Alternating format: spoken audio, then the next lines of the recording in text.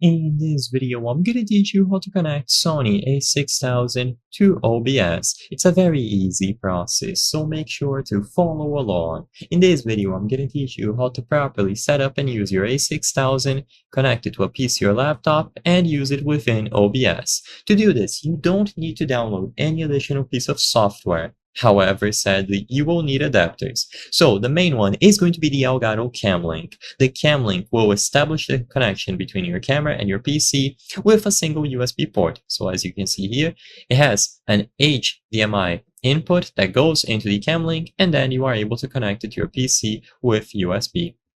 So the next thing that you will need is a micro HDMI to HDMI port. As you might be aware, the A6000 features a micro HDMI port, as you can see here. So in order to establish this connection, plug the micro HDMI end of the cable into the camera. So you plug this end of the cable into the A6000, and then the standard sized HDMI end goes into the cam link. Once you have the connection established like so, you can plug the cam link into your PC or laptop running OBS with standard USB.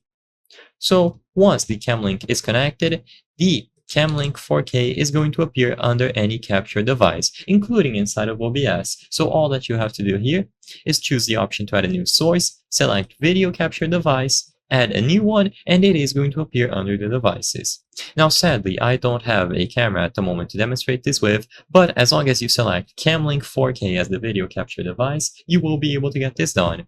And consequently, because the Camlink is connected to the A6000, it will be used as the default video capture device inside of OBS. It is simple to set up, and I believe this is going to be the most convenient approach for most people.